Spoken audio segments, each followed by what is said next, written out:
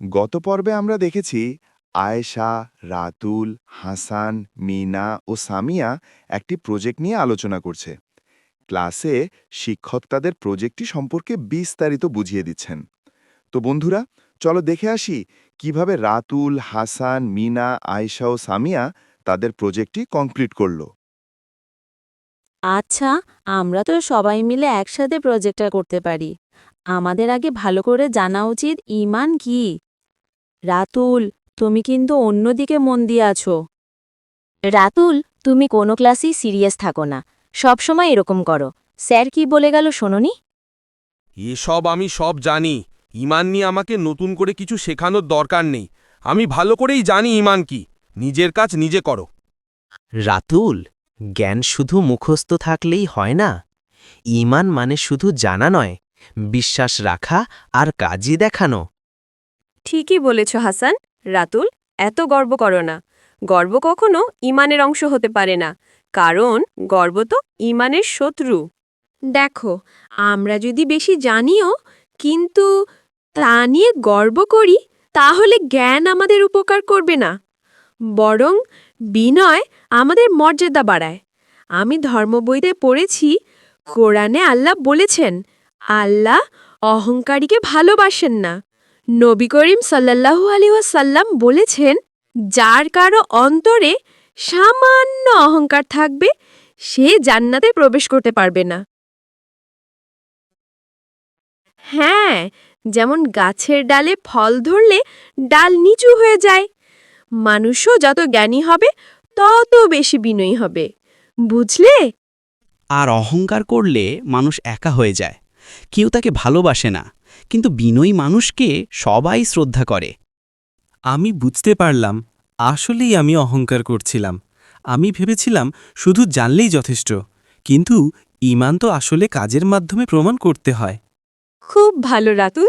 ভুল বুঝতে পারা এবং ঠিক পদে ফিরেই আসা সবচেয়ে বড় শক্তি। আজ থেকে চেষ্টা করবে বিনয়ী হতে। চলো সবাই একসাথে বলি, অহংকার মানুষকে দূরে সরায়, আর বিনয় তাকে আল্লাহর কাছে নিয়ে যায়।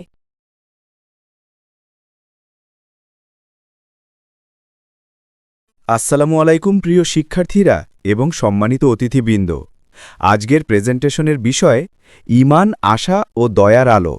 আমাদের জীবনের প্রতিটি ক্ষেত্রে এই তিনটি গুণ আমাদের পথপ্রদর্শক। ঈমান আমাদের সঠিক পথে রাখে, আশা আমাদের সামনে এগিয়ে যেতে শক্তি দেয়, আর দয়া আমাদের সমাজকে সুন্দর করে তোলে। আজ আমাদের ছাত্রছাত্রীরা এই বিষয়টিকে নাটকীয়ভাবে উপস্থাপন করবে। তাহলে চলুন আমরা সবাই মনোযোগ দিয়ে শুনি ও শিখি।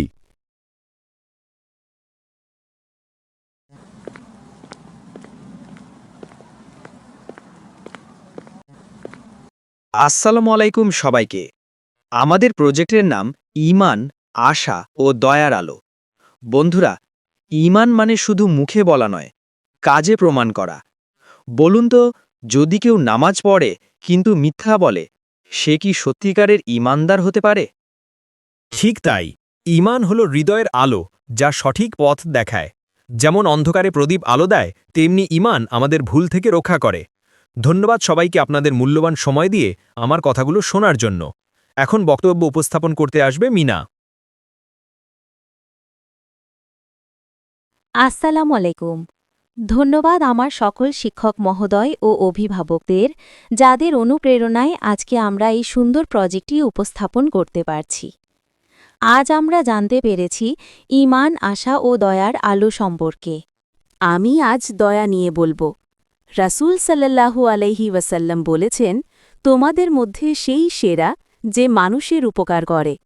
দয়া মানে শুধু টাকা দেওয়া নয়, একটি সুন্দর হাসি, এক গ্লাস পানি দেওয়া, বিপদে পাশে দাঁড়ানো, এসবও দয়া। বলুন তো, যদি আমরা সবাই একটু একটু দয়া করি, তাহলে কি সমাজটা বদলে যাবে না? ঠিক তাই। আসুন আমরা সবাই আমাদের আশেপাশের সকল অসহায় মানুষ, পশু পাখি, গাছপালা ও জীবজন্তুর প্রতি দয়া করি, যেন আমরা সবাই একসাথে মিলেমিশে সমাজটাকে সুন্দর করে তুলতে পারি। ধন্যবাদ সকলকে। এখন বক্তব্য উপস্থাপন করতে আসবে আয়েশা। আসসালামু আলাইকুম। আমার শ্রদ্ধেয় শিক্ষক মহোদয়, অভিভাবক ও সকল ছাত্রছাত্রীবৃন্দকে জানাই প্রাণঢালা শুভেচ্ছা। আমি আজ আশায় নিয়ে বলবো, আল্লাহ কোরআনে বলেছেন, আল্লাহর রহমত থেকে নিরাশ হয়েও না। বন্ধুরা, পরীক্ষায় খারাপ করলেও আশা হারানো যাবে না। কষ্ট এলেও ভাবতে হবে, আল্লাহ নিশ্চয়ই ভালো কিছু রেখেছেন। যার হৃদয়ে আশা আছে সে কখনো হার মানে না।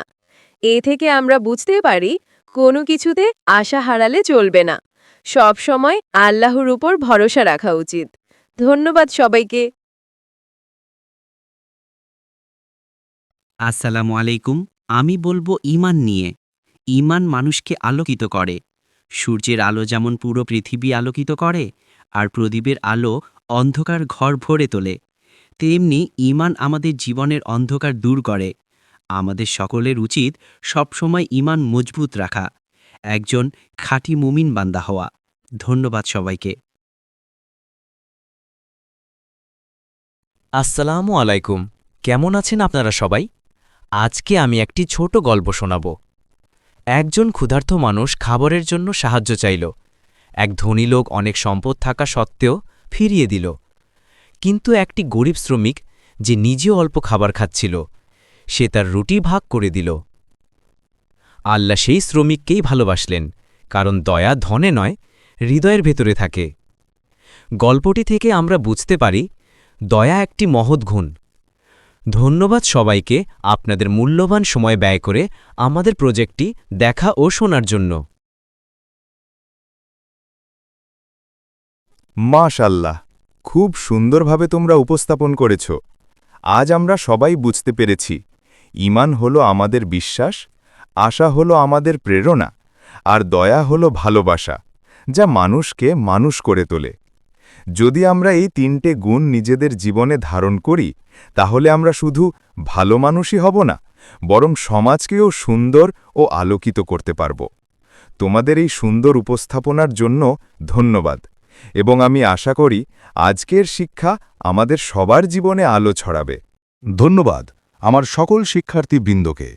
দোয়া করি তোমরা ভবিষ্যতে আরও অনেক জ্ঞানী হও, মানুষের মতো মানুষ হও, সমাজে বড় দৃষ্টান্ত হও। তো বন্ধুরা, আজকের গল্পটি তোমাদের কেমন লাগলো কমেন্ট করে জানিও, আর ভিডিওটি লাইক, কমেন্ট ও শেয়ার করে দাও, যাতে সকলে ঈমান, আশা ও দয়ার আলো গল্পটি থেকে কিছু শিখতে পারে। ধন্যবাদ।